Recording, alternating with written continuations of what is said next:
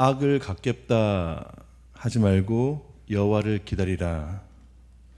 이 말씀에선 두 주체가 나옵니다. 한편에는 나이고 다른 편에는 여호와입니다. 만약 누군가가 악한 일을 당했을 때 내가 갚겠다, 내가 보복하겠다라고 하면 그 주체는 나 자신이 주체입니다. 하지만 지혜서인 잠언은 여호와를 기다리라라고 말씀하고 있습니다. 즉 이 말씀은 단지 기다리기만 하라는 데 초점이 있지 않습니다. 이 말씀은 내가 주체가 되어선 안 된다라는 뜻이기도 합니다. 하나님께서 인간에게 보복을 허락하셨던 유일한 구절은 로마서 12장 21절 말씀입니다. 우리 한 번만 찾아보시겠습니까? 로마서 12장 21절 말씀입니다.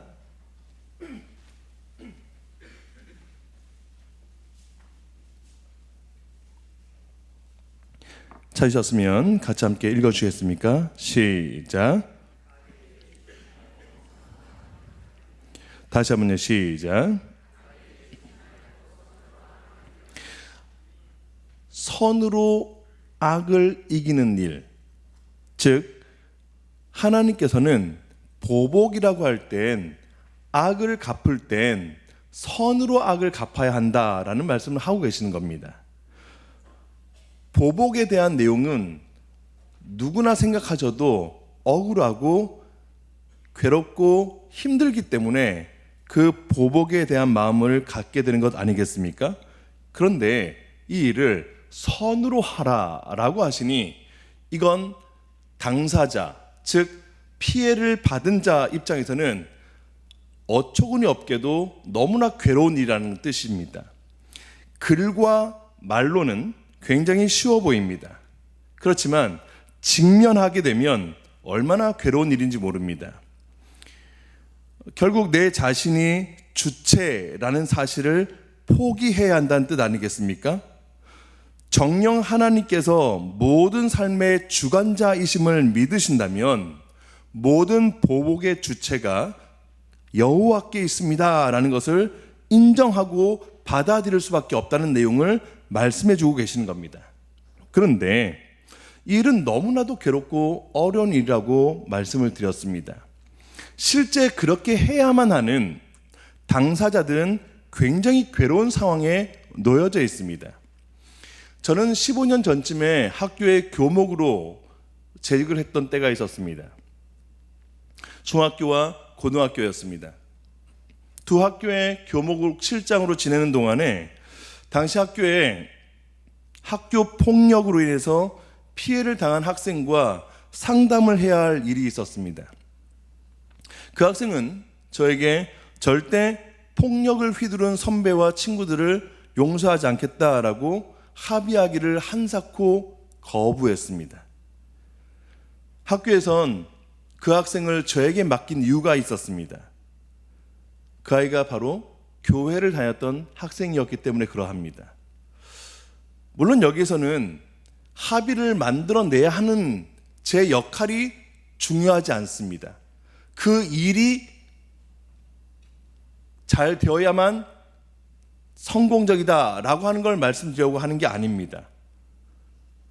몇 차례 상담 과정을 계속 이어가는 끝에 결국 합의하기로는 했습니다만 중요한 사실은 이 학생이 보복의 마음을 아주 크게 가지고 있었다는 겁니다.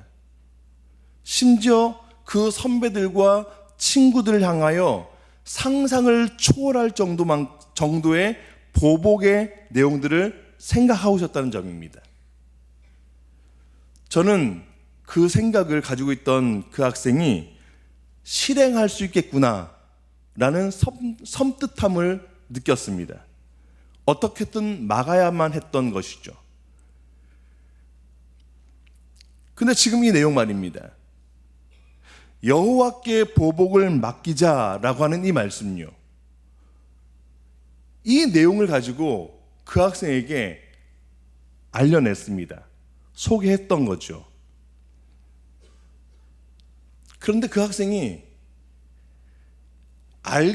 알겠습니다. 예, 그렇게 하겠습니다. 라고 하면서 동시에 서름에 복받치고 억울한 마음을 표현하고 싶은 듯이 큰 소리로 제 앞에서 펑펑 울면서 외쳤습니다.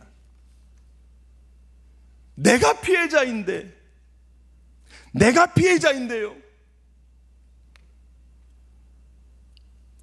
계속 몇 번이나 서름에 바친 그 울음에 또 하소연에 대한 내용들이 이어졌습니다. 저도 곁에서 함께 울었습니다. 여러분, 실제 겪어보지 않은 사람들은 이 일을 이해할 수 없습니다. 여러분들께서 학교 폭력이라고 할 때 단지 그냥 예전에 우리 때는 다 맞고 지냈다라고 하시는 생각으로 아이들을 이해하시려면 그건 사실은 제대로 아이들을 이해하시는 게 아닙니다. 오늘날의 학교 폭력은 그 수준을 초월합니다. 생각을 초월합니다. 여러분과 제가 약 40, 50세 또 60세 이상의 성도님들께서는 대체적으로 다 맞고 지낸 시절, 그 시절 보냈던 분들 아니시겠습니까? 그런데 여러분, 저도 맞으면서 지냈습니다. 사실은 저도 불교 집안에서 태어났고 지금은 제 부친께서는 한 불교 종파의 승려로 계시는 중이에요. 제 기독교 신앙을 갖고 이렇게 된 건 하나님의 섭리 외에는 설명할 길이 없습니다. 지금까지도 천안 쪽에서 아버님은 암자에 주지로 하고 계시고, 마침 제 딸아이가 어제 이 황령터널 앞에 웨딩홀에서 예식을 했습니다. 어제 이 혼주 복장 그 차림입니다. 근데 공교롭게도 저희 부친께서, 그러니까 제 딸아이 할아버지가 되시잖아요. 그냥 좀 정장을 입으시고 이렇게 좀 오시면 좋겠는데 승복을 입고 오신 거예요. 승복을. 제가 그 잔치에 화를 낼 수 없고, 아버지 오셨습니까? 라고 하면서 함께 그 예식홀에 앉아서 예배를 드렸습니다. 다음 주에 오실 송영목 교수님이 주례를 하셨는데요. 참 어릴 적에 많이 맞으면서 신앙을 지켜냈던 시절들을 보냈습니다. 그런데 그런 시간을 보내면서도 제가 피해자입니다 라고 생각한 적은 사실 잘 없었습니다. 이것이 당연한 일이지, 이것이 신앙을 지키기 위한 당연한 코스이지 라고 하며 담담히 받아들였던 때가 저의 시절이었었습니다. 우리 어르신들께서도 그런 때를 보내셨지 않겠습니까? 그런데 요즘 아이들은 다릅니다. 요즘 아이들은 생각 자체가 저희하고는 다릅니다.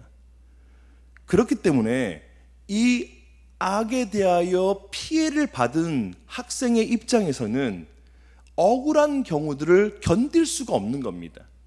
피해자가 되어 있는 자신에 대해서 어느 누구 하나 손을 내밀어 주기는커녕 네가 당한 거야, 네가 잘못한 거야, 네가 잘못 대처를 했기 때문에 그렇게 그 꼴을 당한 거야 라고 하시면 이 아이들을 두 번 죽이는 것과 다를 바 없습니다. 여러분,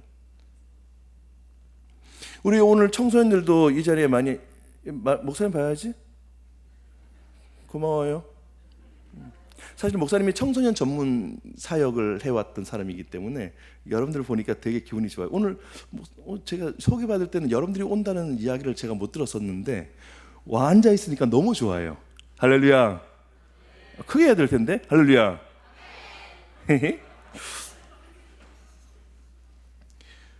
그러니까 지금 제가 말씀드리는 이 잠언 20장의 20절 요 부분에 대한 중요한 내용 포인트는 무엇이냐면, 삶의 주체는 누구인가에 대한 이야기를 드리고 있는 중인 거죠.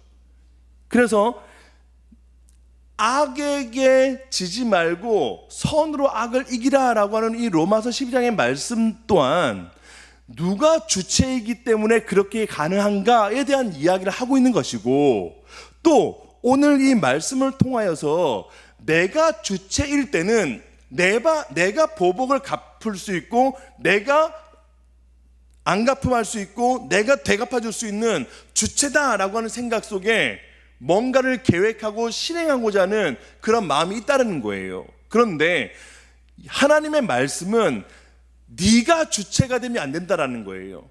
네가 보복의 주체가 되면 여호와 하나님께서 보복하실 수 없다라는 말인 거거든요. 이건 하나님의 손을 떠나는 문제가 된다는 말이거든요. 그러니 그 학생에게 제가 이렇게 상담했을 때 그렇게 서럽게 울면서 내가 피해자인데요 라고 했던 그 모습은 충분히 이해합니다만, 실제 진짜 성경에 대한 내용을 잘 가르쳐야만 했기 때문에 저는 그렇게 했을 뿐인 겁니다. 그러니까 청소년 여러분, 장난하지 마. 예배 시간에 누가 장난해? 아니, 진짜로 예배 시간에 왜 장난을 하세요? 봐야지. 말씀에 집중하고. 그 청소년 여러분들도 마찬가지 아니겠어요? 결국 여러분들이 생활하는 데 있어서 친구들한테 딸을 당해? 친구들한테 폭력을 당해?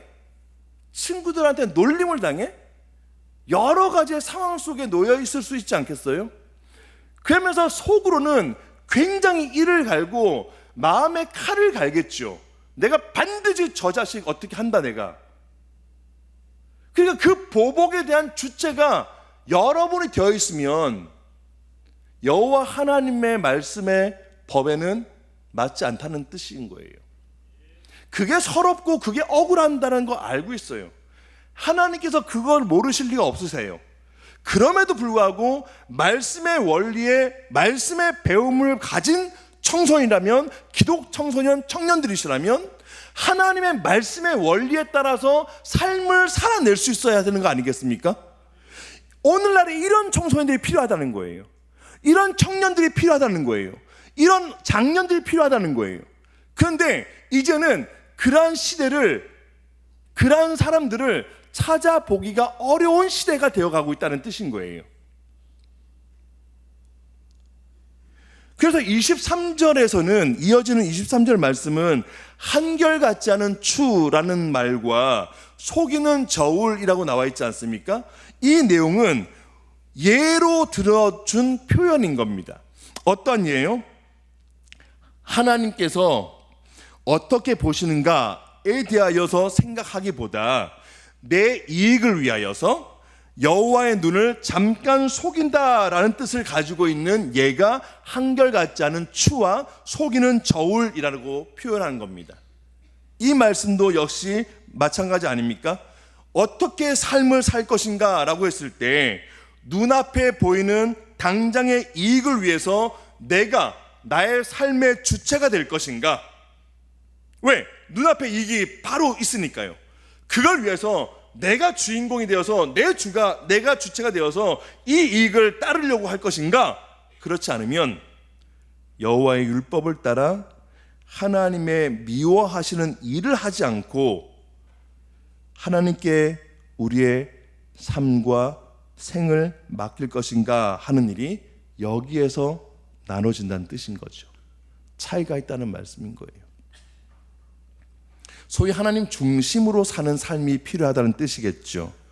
근데 어떻게 사는 삶일까요? 하나님 중심으로 산다라고 하는 말, 여러분 많이 들어보셨죠? 하나님께서 원하시는 뜻과 방법대로 사는 삶이 하나님 중심의 삶인 줄 믿으시길 바랍니다. 진심으로 믿으시길 바랍니다. 그런데 하나님의 뜻과 방법대로 사는 건 어떻게 알 수 있습니까? 어디서 알 수 있습니까? 여러분, 그 기준은요, 성경입니다. 성경 말씀입니다. 삶의 규범이자 척도가 오직 성경 아닙니까? 캐논, 정경. 이 세상의 기준이 아닙니다, 여러분. 학생 인권 조례가 규범이 아니라고요. 좌우 대립의 이념 사상이 유일한 규범이 아니라는 말씀입니다. 최소한 바른 신앙을 견지하고 계신다면 성경이 말씀하시는 바에 따라 삶의 기준이 정해져야 되지 않겠습니까? 학생 여러분, 잘 한번 생각해 보세요. 여러분들이 학교에서 생활하던, 학원에 가던, 집에서의 생활하던 여러분들이 생활할 때의 기준 무엇이 기준으로 되어 있습니까? 사실 저희 세대와 다른 여러분의 세대이기 때문에 말씀드리지만 오늘날의 청소년들은요, 성경 가지고 학교 잘 다니지 않아요. 교회 올 때 한 번 들고 올까 말까. 일주일 내도록 성경 읽을 시간 없어요. 왜요? 공부한다는 것 때문에요. 그런데요, 여러분 잘 한번 생각해 보십시오. 삶의 기준과 삶의 규범과 삶의 척도는요, 오직 유일하신 하나님의 말씀인 성경이라고 설명드렸음에도 불구하고 이 아이들은요, 성경에 대한 중요성을 잘 인지하지 못해요. 그렇다고 해서 청년 여러분들이 그 사실을 인지하고 잘 생활하고 계시겠습니까? 그렇다고 우리 장년 여러분께서 이 사실을 깊이 새기고 그렇게 지금 지내고 계시겠습니까? 사실 지금 오늘날 우리 한국 교회는요, 제가 죄송합니다. 한국 교회까지 말씀드려서 죄송한데 하나님의 말씀을 읽는 것에 대한 도외시하면서 계속 겉으로는 하나님 중심으로 살아야죠. 하나님 뜻으로 살아내야죠. 하나님 방법으로 지내야죠. 라고 말씀하시는 거예요. 근데 정작 그 뜻과 그 방법과 그 생활의 규범은요, 성경 안에 있음에도 불구하고 성경을 읽지 않는다니까요.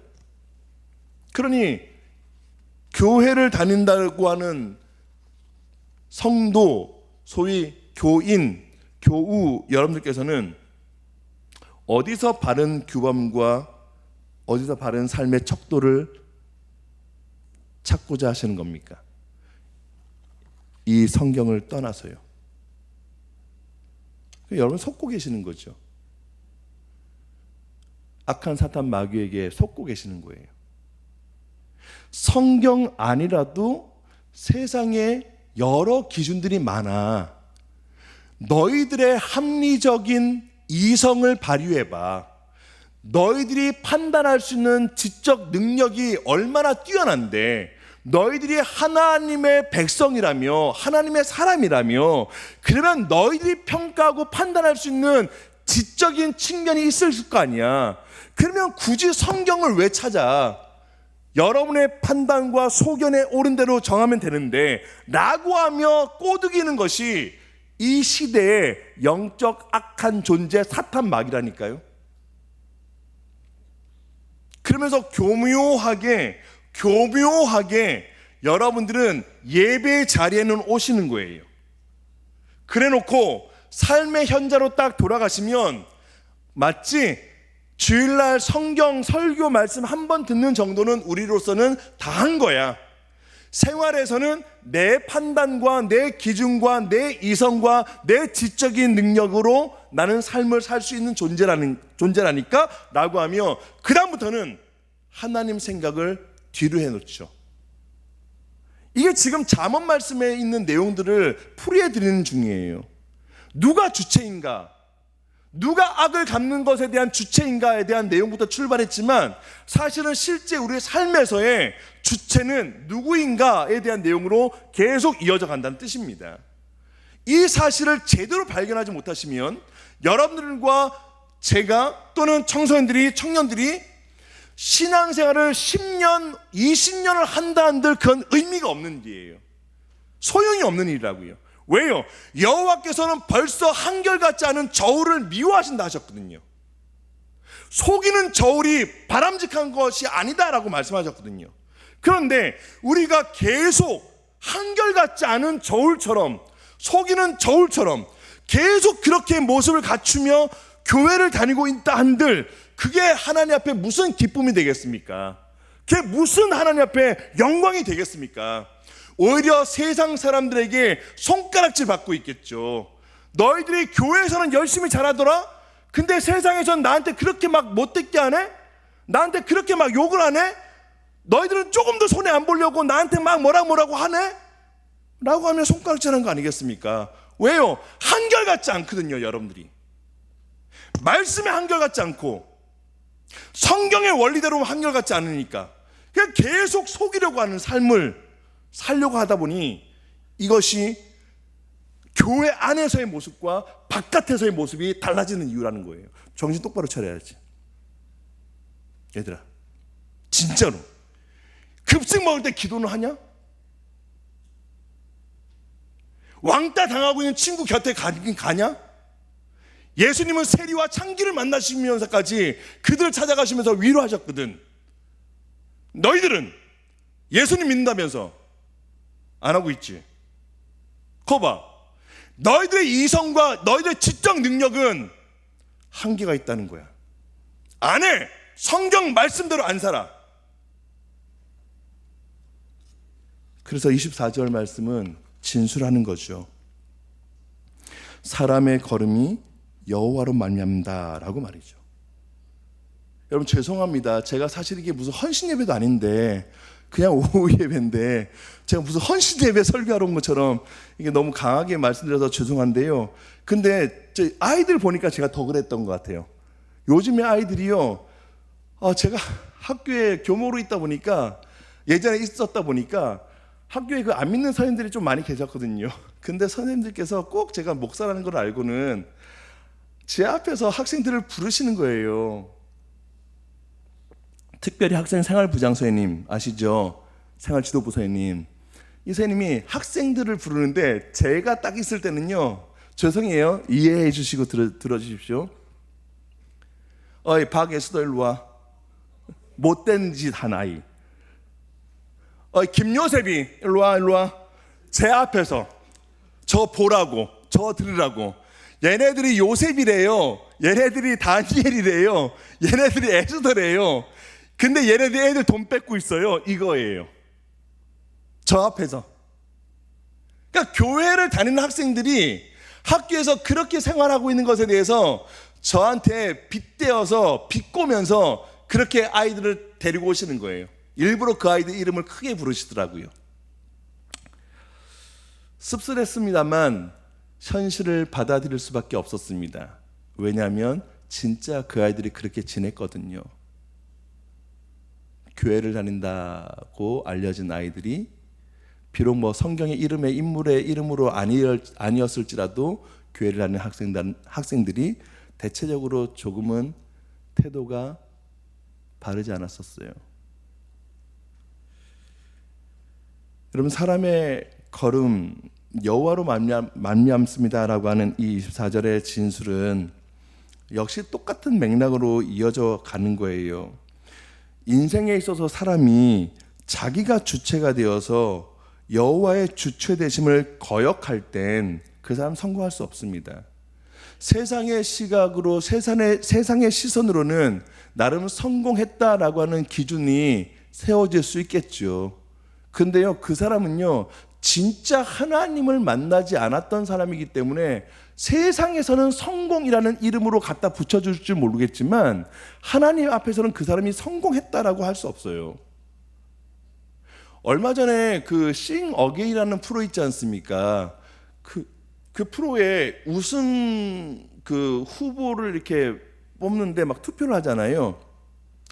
제가 최종 우승이 누가 했었죠? 홍이삭 군이 했잖아요. 저는 홍이삭 씨가 우승하기 전에 벌써 한 달 전쯤에 예선할 때부터 홍이삭 씨하고 카톡을 주고받았었어요. 더워드 캠프 때 한번 왔으면 좋겠다. 당신이 우승을 하건 우승을 하지 못하건 그건 나하고는 관련이 없다. 그럼 당신의 그 목소리로 아이들 앞에 정말 하나님의 살아계심을 찬양해 주면 좋겠다. 제가 그렇게 카톡을 보냈었어요. 목사님 정말 감사한데 제가 제 마음대로 스케줄을 할 수 있는 게 아니에요. 이제는 그렇게 상황이 됐다는 거죠. 그래서 이제는 어쩔 수 없어요. 그래서 아직 오겠다는 연락을 못 받았어요. 근데 여러분, 그 홍이삭 씨하고 대화했던 내용 중에 그게 있었어요. 아버님이 선교사님이세요. 아프리카에. 그런데 그 사람이 몇 번을 방송을 출연도 하고 몇 번을 사람들에 의해서 소개도 받고 손님으로도 초대받고 해서 나갔었는데 뜨지를 않더래요. 유명세를 타지 못하더래요. 그래서 이 사람이, 홍의삭 씨가 나는 왜 이렇게 안 될까? 왜 이렇게 마음이 불안할까? 라고 하는 생각을 갖고 있던 그 순간에 이 싱어게인이라는 쪽에서 연락이 온 거예요. 출연해 볼 의향이 없냐고. 그래서 출연하게 됐다는 거죠. 근데 여러분 보십시오. 세상 사람들은요, 홍의삭 씨가 우승했기 때문에 성공했구나라고 하는 3억의 상금을 거머쥐었기 때문에 성공했네라고 바라볼 수 있겠지만 정작 홍의삭 씨는 그 마음이 아니라니까요. 그게 아니라니까요. 제가 그 사람하고 카톡을 주고받으면서 알게 된 내용이라니까요. 하나님을 얼마나 사랑하는지, 하나님께서 얼마나 이 사역을, 이 일을 기뻐하시는지가 더 우선이었다는 사실을 알게 됐다니까요. 그러니까 계속 우리는 고지론을 이야기하면서 사람의 걸음은 고지론, 높은 곳으로 올라가야만 하나님께 영광이 된다라고 가르치는 일은 하나님의 뜻 아닙니다, 여러분. 그거 아니에요.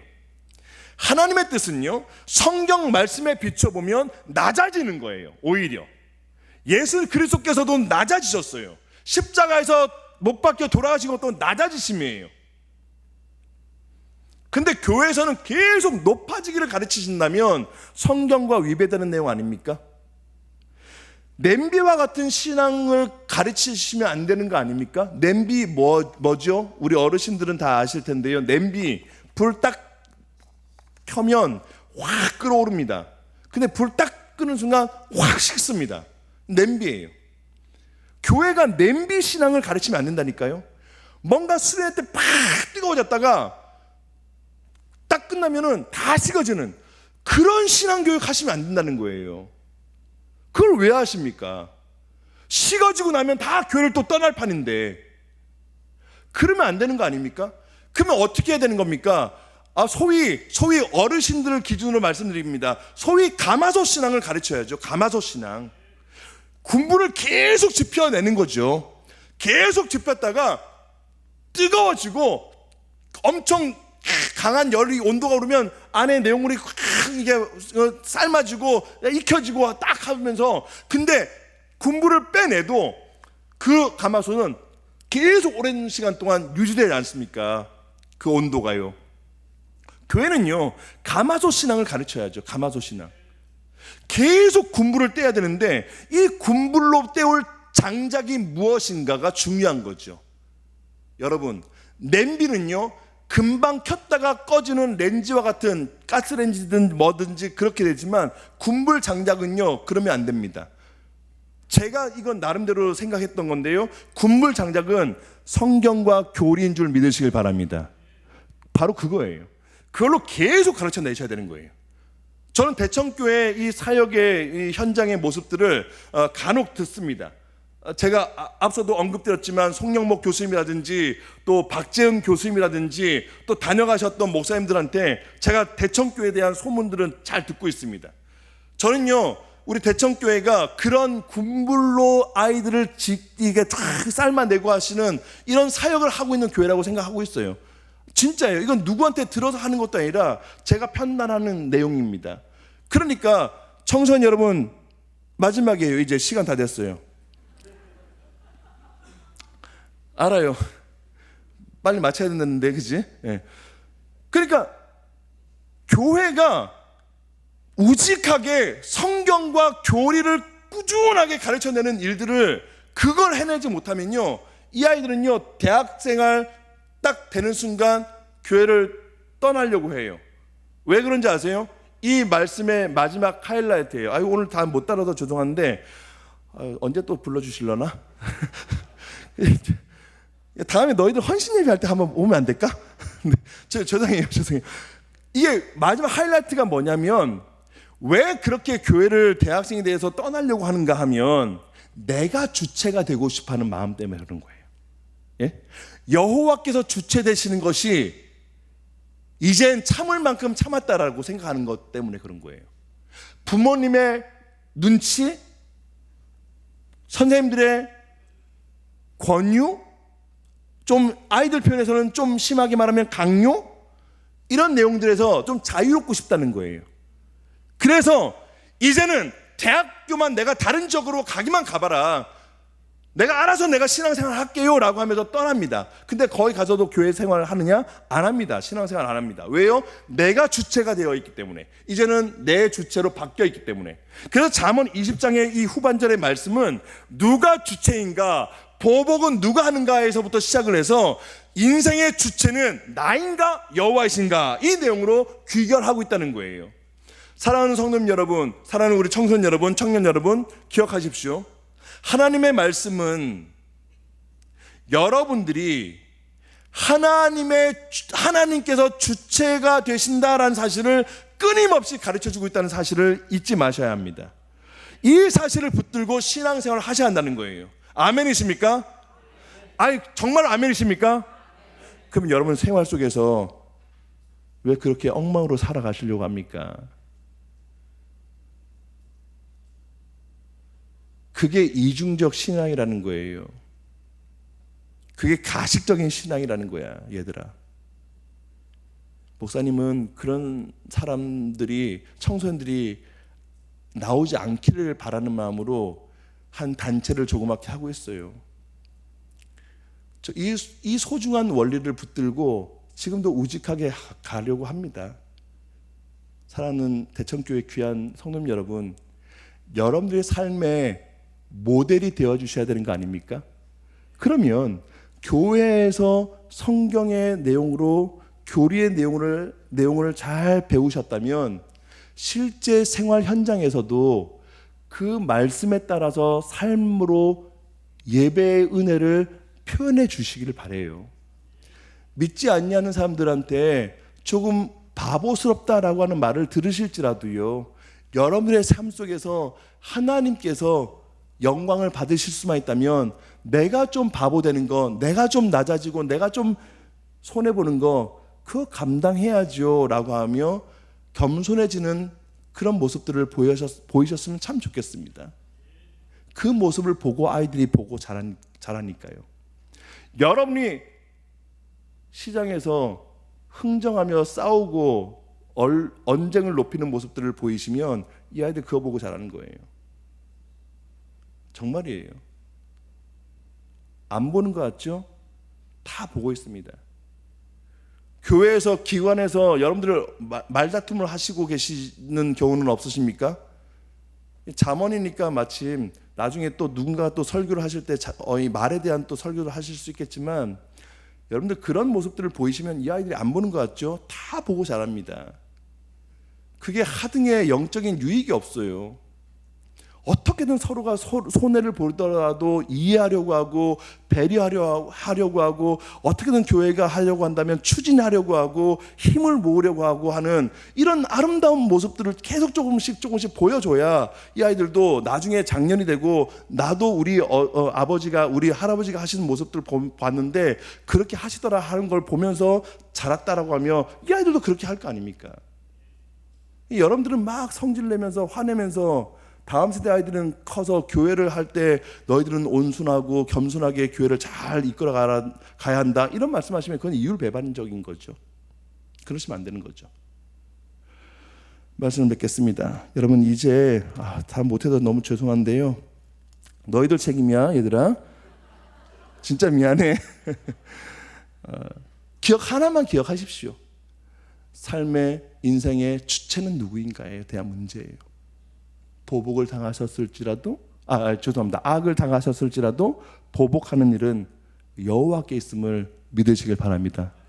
그게 굉장히 힘들고 견디기 어려운 일이라는 것도 충분히 알고 있습니다만, 하나님 앞에 맡겨드리는 삶, 그 삶의 모습들을 가지신 여러분들을 통하여 이 다음 세대 아이들이 보고 배우고 자라게 되었음을 기억하시길 바랍니다.